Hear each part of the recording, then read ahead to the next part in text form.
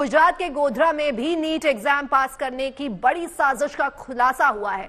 वहां इस साजिश के मुख्य आरोपी तुषार भट्ट की नियमित जमानत अर्जी गोधरा सेशन कोर्ट ने जो है वो रद्द कर दी है। पूरे मामले में अब तक पुलिस ने 5 आरोपियों को गिरफ्तार किया है। पुलिस की ओर से संदिग्ध छात्रों और अभिभावकों के भी बयान लिए जा रहे हैं और पुलिस ने एनटीए से भी ये जानकारी मांगी है। तो इस वक्त की बड़ी खबर, नीट गड़बड़ी मामले में 5 लोगों को गिरफ्तार कर लिया गया है। आरोपियों से मिले 2.5 करोड़ के चेक।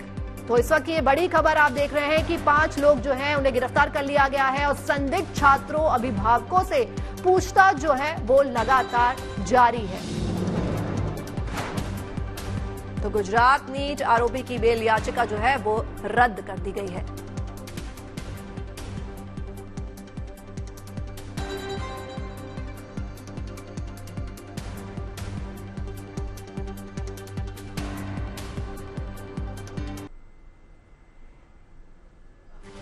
तो आइए सुनते हैं एसपी हिमांशु सोलंकी का इस पर क्या कहना है।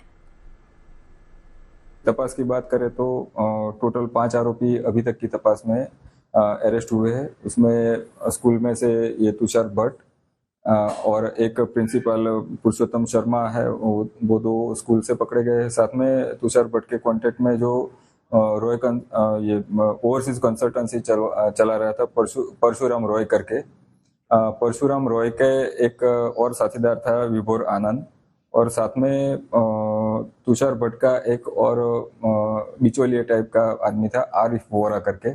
ये 5 लोगों को अभी तक पकड़ा गया है। तपास में काफी कुछ माहिती हमको मिली है, जिसके आधार पे धीरे धीरे हम जो भी जिसके खिलाफ एविडेंस हमको मिलते जा रहे हैं, हम ऐसे उनके खिलाफ कार्यवाही करते जा रहे हैं। तपास में ये परशुराम रॉय का जब घर चेक किया गया था तो वहां से काफी मटेरियल मिला था। उसमें से जो इलेक्ट्रॉनिक जो भी डिवाइसेस थे उसको एफएसएल में हमने भेजा हुआ है। साथ में चेक्स भी काफी 8 ब्लैंक चेक्स मिले थे और दूसरे जो भरे हुए टोटल 2.30 करोड़ के 2 करोड़ 30 लाख के भरे हुए चेक भी वहां से मिले हुए थे। तो लगातार जो है वो नीट को लेकर चर्चाएं जारी हैं और हमारे संवाददाता मनीष जो है वो हमसे जुड़े हुए हैं। मनीष, अभी खबर आई है, ब्रेकिंग न्यूज है कि गोधरा में भी 5 लोग जो हैं उन्हें गिरफ्तार कर लिया गया है पेपर लीक मामले में।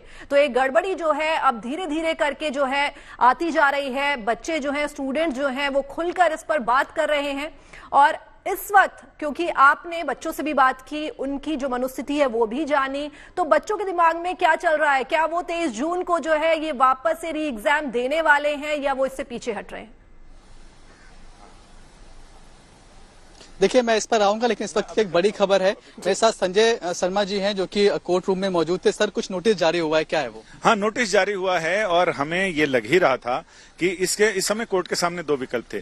या तो वो अभी इस ट्रांसफर पिटीशन को अलाउ कर दे, या फिर वो जो रेगुलर ट्रांसफर पिटीशन पर नोटिस जारी हुआ है। हाँ, रेगुलर पीठ जब इस मामले की सुनवाई करेगी तो उस तक भेज दे। तो कोर्ट ने दूसरा विकल्प अपनाया है। 8 जुलाई को चूंकि सुप्रीम कोर्ट गर्मी छुट्टियों के बाद खुल जाएगा, तो जो रेगुलर बेंच होगी उसके सामने मामला सुनवाई के लिए जाएगा। चीफ जस्टिस तय करेंगे कि कौन सी बेंच इस मामले की सुनवाई करे। जो अप्रोप्रिएट बेंच इस मामले की सुनवाई करेगी उसी के सामने ट्रांसफर पिटीशन भी जाएगा।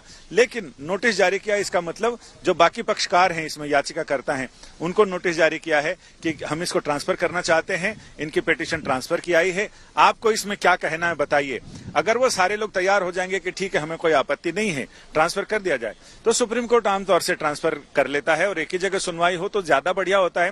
क्योंकि अलग अलग जगह सुनवाई होगी, कमोबेश एक जैसी मांगे हैं सब जगह, अलग अलग कोर्ट अलग अलग नजरिए से, जाविये से सुनवाई करे और फिर उसमें अलग अलग ऑर्डर हो, तो बहुत सारे लोगों को कंफ्यूजन रहता है। एक जगह ही अगर सुनवाई होगी तो उससे सारे लोगों की चीजें सॉल्व हो जाएंगी। और एक पुरानी कहावत भी है कि एक है साध है सब सद है, सब साध है सब जाए, ज्यादा जोगी मत उजाड़ हो जाएगा। तो इसलिए एक जगह ही होगी। तो मुझे बहुत ज्यादा उम्मीद है कि 8 जुलाई को जब इस मामले में रेगुलर सुनवाई होगी तो उस समय सारी याचिकाएं एक जगह होंगी। 7 अलग अलग हाई कोर्ट्स में, दिल्ली हाई कोर्ट में भी है, अलग अलग हाई कोर्ट में भी हैं। तो दिल्ली हाईकोर्ट में जब इस मामले की सुनवाई हुई थी उस समय ही सरकार की तरफ से सॉलिसिटर जनरल तुषार मेहता ने कह दिया था कि एनटीए सुप्रीम कोर्ट में ट्रांसफर पिटीशन लगा रही है ताकि सब जगह की याचिकाएं ट्रांसफर करके सुप्रीम कोर्ट अपने पास बुला ले और एक ही जगह सुनवाई हो। सर, इसके अलावा और कई पिटीशन अभी लगी हुई हैं दूसरी मांगों को लेकर, उन पर सुनवाई कब तक होगी और वो पिटीशन किस चीज को लेकर? वो दूसरी मांगों को लेकर क्या है कि ये बड़े मामले होते हैं तो हर आदमी इसमें इंटरवेनिंग एप्लीकेशन दाखिल करता है या फिर रिट पिटीशन दाखिल करता है, सबके अपने अपने नजरिए होते हैं।